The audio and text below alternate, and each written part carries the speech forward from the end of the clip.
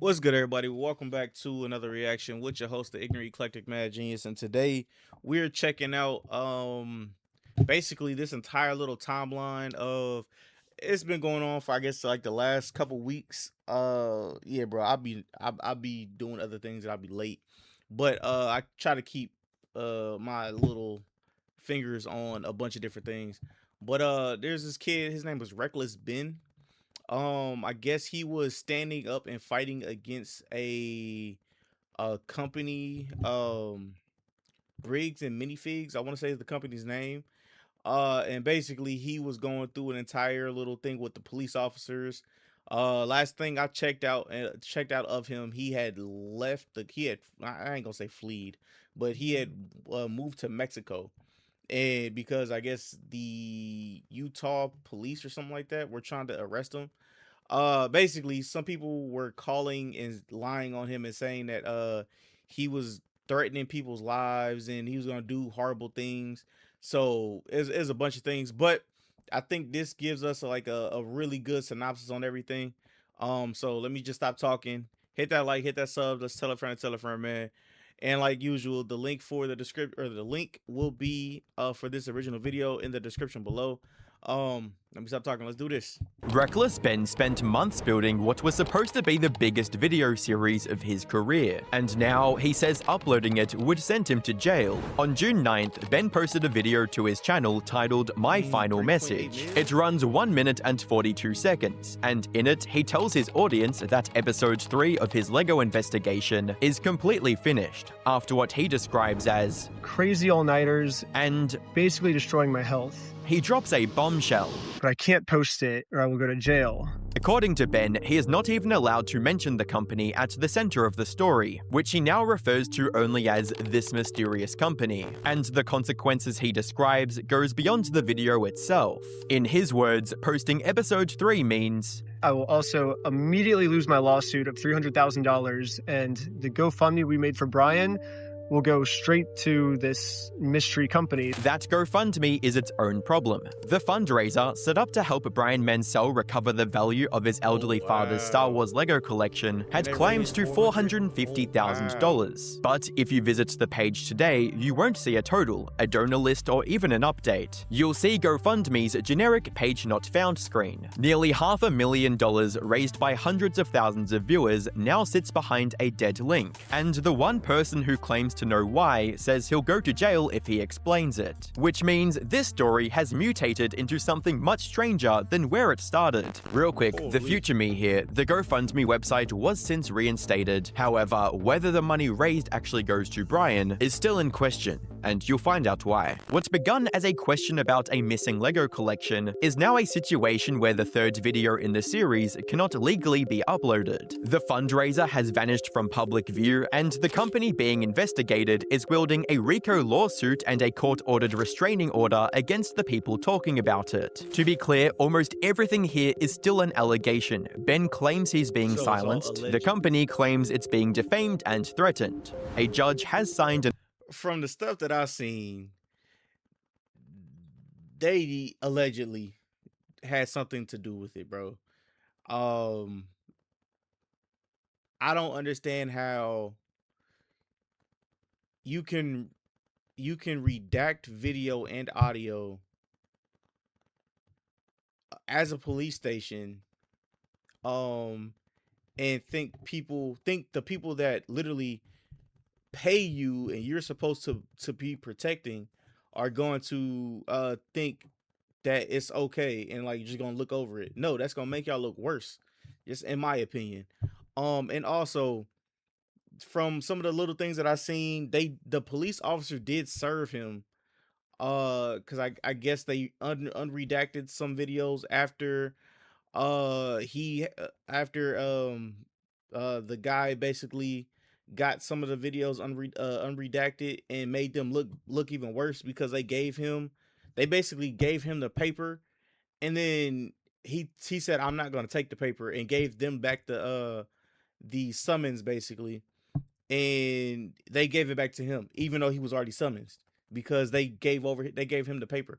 And I thought that's how the entire thing worked.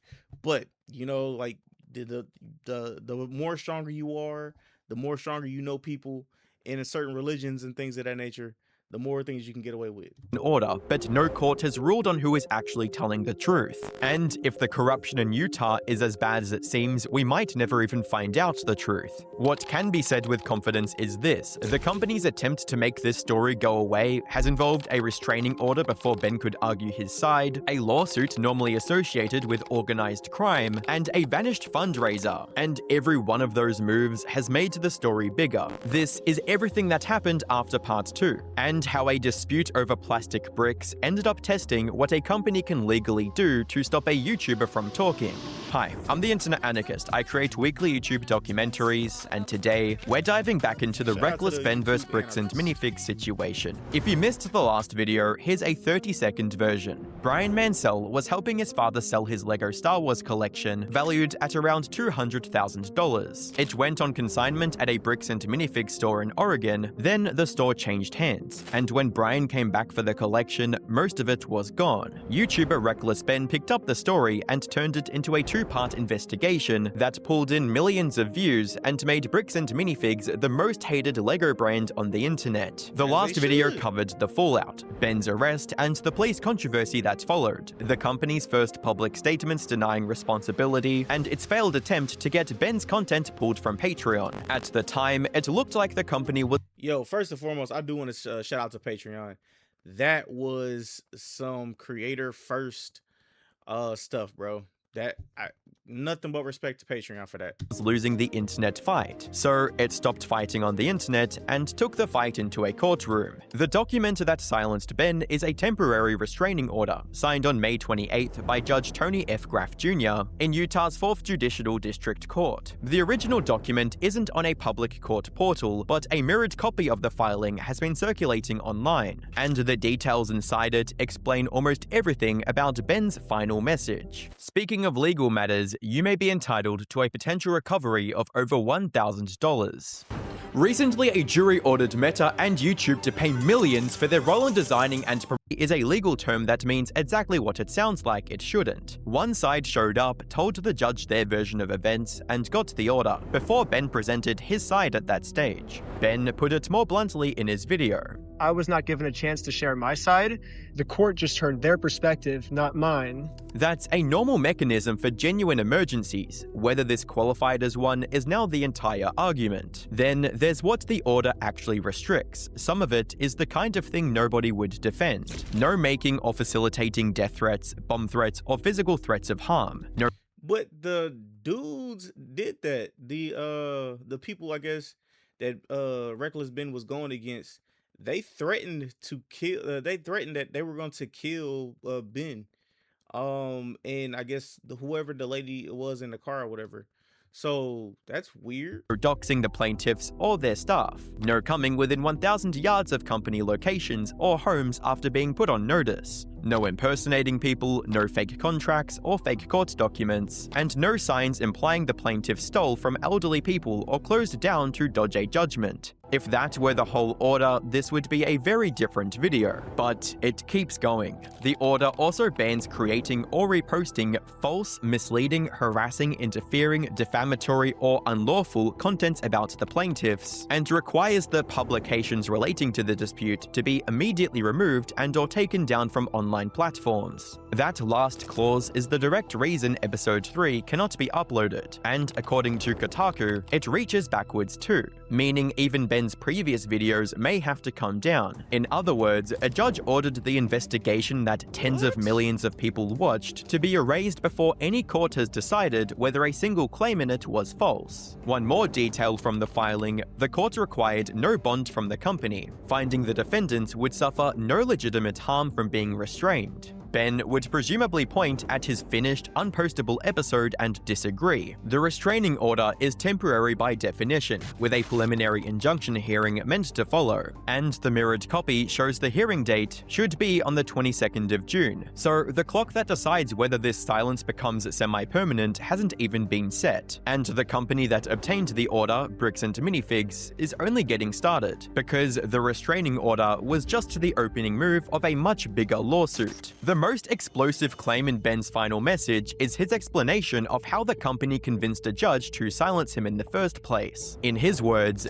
This order was put on me because this company was telling the court that I was making bomb threats. I was planning on murdering the manager and employees, which obviously I didn't do. if that sounds insane for a story about second-hand Lego, the company's actual court filing is worth reading carefully, because what it alleges is both less and more damning than Ben makes it sound. The complaint does not claim Ben personally wrote a bomb threat. What it alleges is that after his videos went up, the defendants directly or indirectly solicited, incited, and/or caused the company and its franchisees to receive death and bomb threats. As evidence, it attaches examples of threatening emails received on May 21st.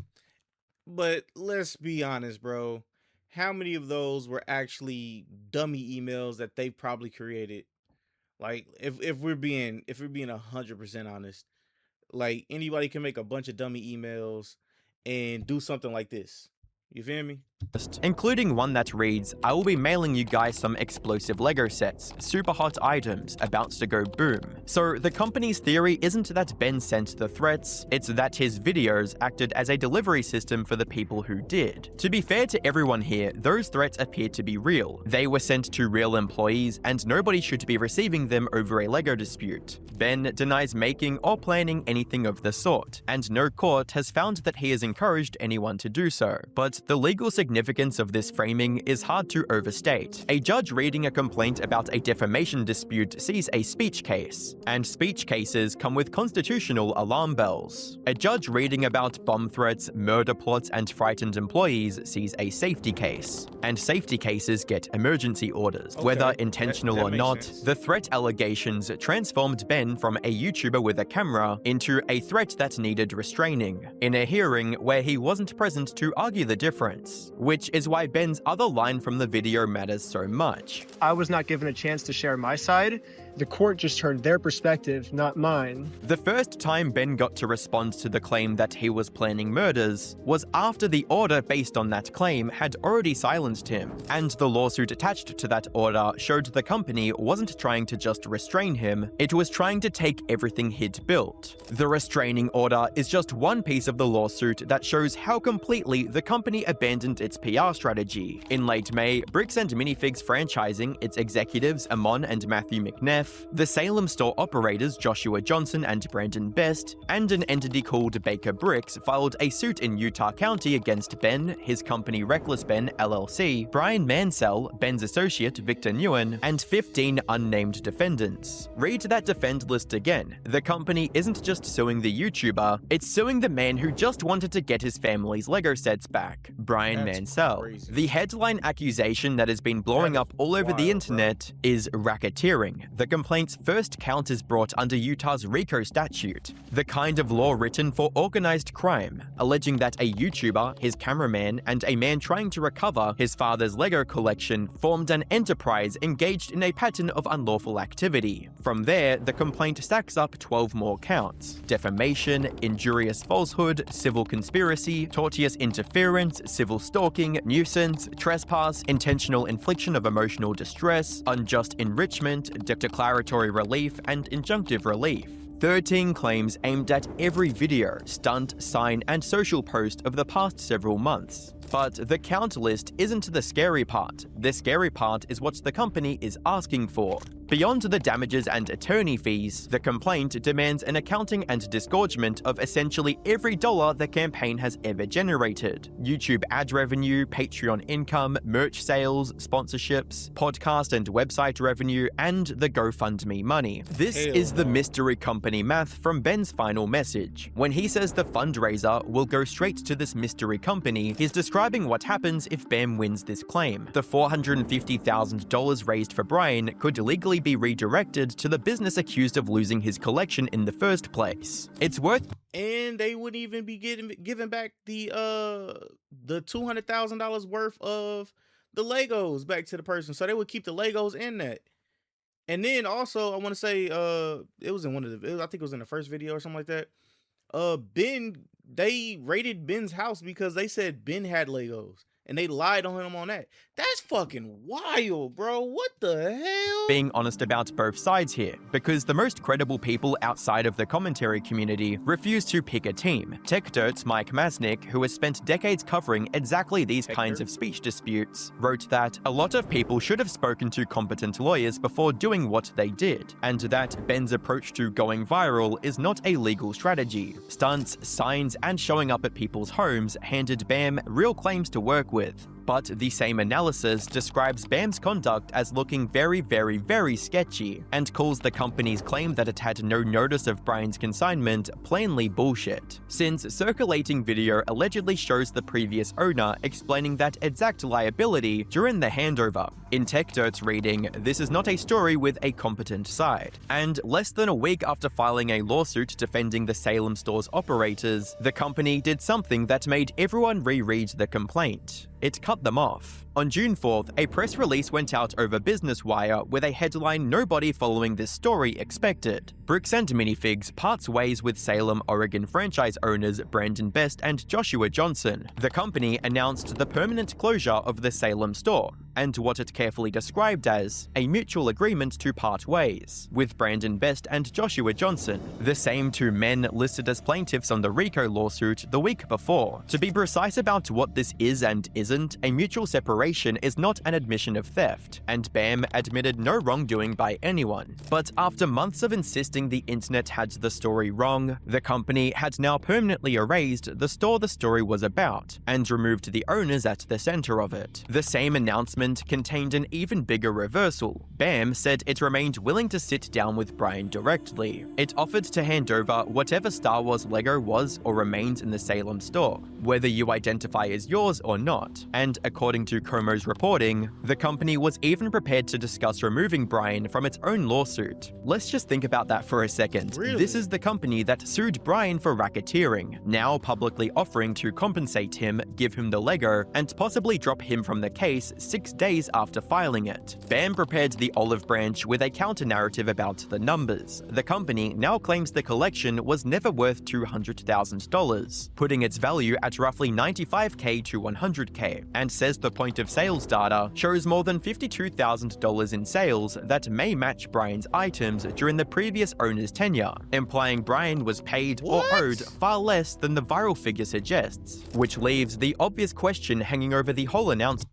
And this is why you should always have paperwork just in case. Never take nobody's word for coming from out of their mouth. Always have paperwork, bro.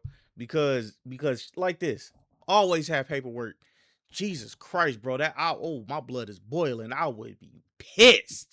If the company's position was that this was always a private dispute it bore no responsibility for, why does the end game look exactly like what Ben's videos demanded? The store gone, the operators out, and an offer to make Brian whole. Nerdbreak put it best. The location at the center of the consignment fight is now shut. The dispute outlived the store. Bam gave the internet nearly everything it had been screaming for, while still suing the people who did the screaming. And days later, a court filing from the store's previous owner surfaced a document that made the company's public statements look even worse. In Bam's June 4th statement, there's one sentence that has now come back to bite them. The company wrote, "Consignment sales have never been a part of the Bam model, the franchise agreement, or the operations manual. In other words, consignment was never our thing. It's not in our contracts, never has been. There's just one problem. The contract says otherwise." Crystal Law, the previous owner of the Salem store, is suing Bam, and attached to her lawsuit is a copy of the actual franchise agreement, the contract between Bam and its store owners. In the list of services a store can offer, it says this: franchisees may also offer consignment services. So the company said consignment was never in the franchise agreement. So y'all Then their own franchise agreement showed up in court, and it says consignment right there in black and white. Now, one piece of fairness before anyone declares the case over, the contract also says these services need the company's approval. So this doesn't prove that Bam approved Brian's deal, and it doesn't automatically make them responsible for his collection. And that's the reason why I said just taking verbal confirmation, you need it on paperwork. Because if they would have had it on paperwork that he said that, like, yo, yeah, you just sign off on here, that he woo! That's not what BAM said. They didn't say this deal wasn't approved. They said consignment was never in the agreement at all. And that just doesn't appear to be true. Crystal Law's lawsuit goes much further than one contract page. She and her partner say that back in November 2024, BAM suddenly terminated their franchise, changed the locks, and took the store and everything inside it. As she put it, our lives were turned upside down when the corporate franchisor behind our Bricks and Minifig store abruptly seized our business, changed the locks, confiscated our inventory, and publicly accused us of theft. And if that's true, it matters. It would mean that when Brian's collection went missing, the people in control of the store and everything in it weren't the local owners. It was Bricks and Minifig's corporate. To be clear, these are her accusations, not proven facts, and BAM disputes them. But look at where the company now stands. Its public defense is contradicted by its own contract, its own former store owner is suing it, and the store itself is gone. Meanwhile, the one person who can't say anything about it is the YouTuber who started asking questions. And so I wonder if he can basically give his video to somebody else and then they can reenact it. You know what I mean? Think outside the box.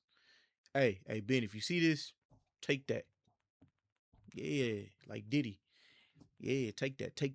the lawsuit isn't even Ben's own. Shit, I mean, if you really being honest, he could do a Lego version of himself because it's not really him, and then somebody else could upload it. Come on. We need that info. Only legal problem. While all of this was happening, he was also facing criminal charges in Utah. These came out from the stunts from his Part 2 video. According to local reports, Ben is charged with 4 misdemeanors: stalking, targeted residential picketing, disorderly conduct, and criminal trespass. Not felonies, but real charges in a real criminal court with jail time on the table if things go badly. The police version of events goes like this. They say Ben kept coming back to the franchisee Joshua Johnson's home, sent other people to knock on the door and deliver packages, took photos of the house, and planted a sign outside that read, "I stole a dying man's life savings." He had to serve him papers, which he served him papers. The police officer served him the paper. Whatever. Police say Ben admitted the sign was meant to get Joshua Johnson to come outside. Remember, this is the police account written to justify the charges. It's not the verdict. Ben tells it differently. He says he wasn't stalking anyone. He was serving legal papers and investigating the story. When the local police chief put out a 26-minute statement defending the arrests, Ben fired back with a point-by-point rebuttal disputing the reason for the original traffic stop and the way the searches were handled. And he has one fact that's hard to argue with. When police searched his Airbnb with a warrant, looking for stolen Lego, they found nothing. No stolen items were found and none were seized. The case is still active and Ben hasn't entered a plea as of the latest reports. A protective order was granted against him in May and a court date came and went on June 8th with no public word of what happened. So picture Ben's position right now. A lawsuit that could take every dollar he's earned, a court order that bans him from posting, and a criminal case that could put him in jail, the same jail he keeps mentioning in his videos. That's the backdrop for the question that the whole saga now comes down to. What is this story actually about anymore? Because here's the thing, this stopped being one story a long time ago. It's now 3 fights happening at the same time. The first fight is the original one, and it's easy to forget it's still unanswered. What actually happened to Brian's collection? How much was it really worth? How much is he still owed? And who has to pay him? The old store owners, the new ones, or the company itself? After 2 viral videos, multiple lawsuits, and months of chaos, nobody has actually answered the question that started all of this. The second fight is about what BAM is really doing. Read their June 4th statement one way, and it's a company finally cleaning up its mess, store closed, owners gone, and an open offer to make Brian whole. Read it the other way, and it's a company solving its PR problem while its lawyers solve everyone else. Because the lawsuit doesn't say we made mistakes, it says the backlash itself was the crime. Either the internet was wrong about you, or you just shut down the store the internet was right about. The third fight is the one that affects more than just these people. Where's the line? Ben didn't just make videos, he showed up at homes, planted signs, and sent people to knock on doors. At some point, a YouTube investigation can turn into harassment, and a court may decide Ben crossed that line. But the company's answer wasn't to sue over the stunts, it was to get an order that erases the videos too.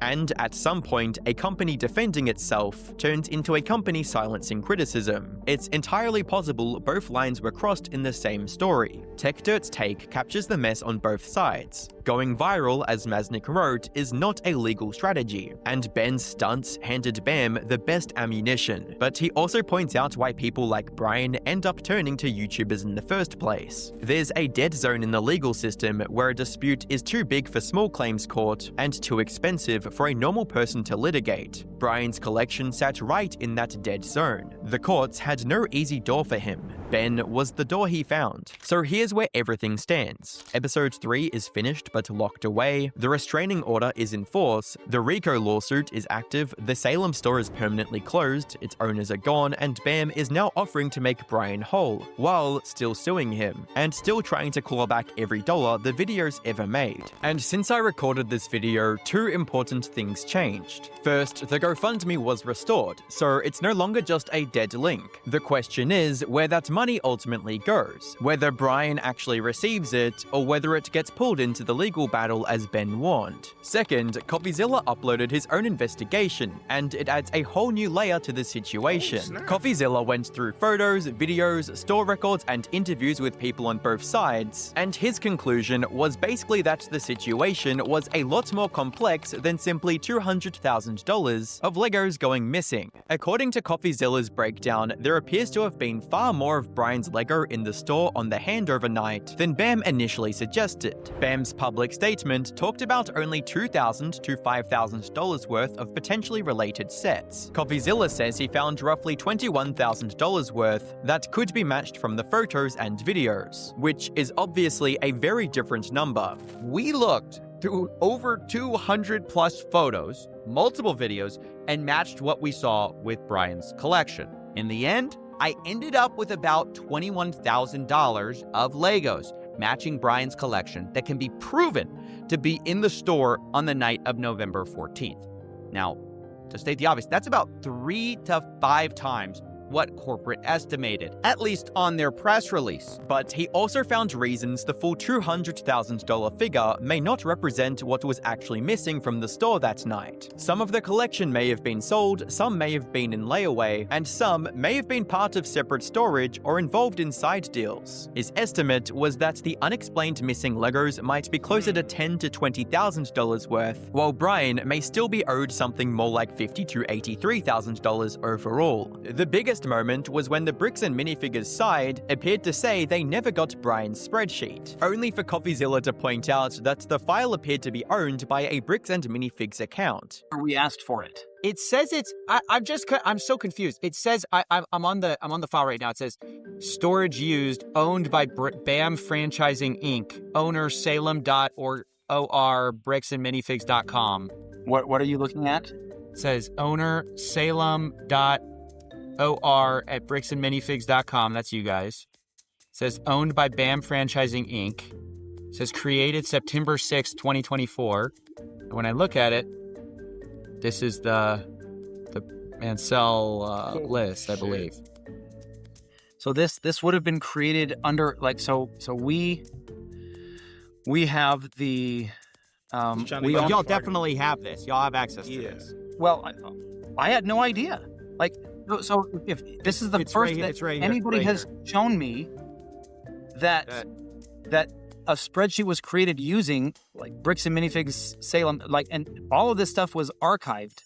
This is the first I've seen that this spreadsheet was created by Crystal, and we don't know how accurate it is, how up to date it was. We don't know a lot of those types of things, and understand. I appreciate you sharing this with us because we had no idea. Again, you don't know what you don't know. And that's only just one reason why people on the internet and y'all seen him shaking, right? Like he was tapping that foot.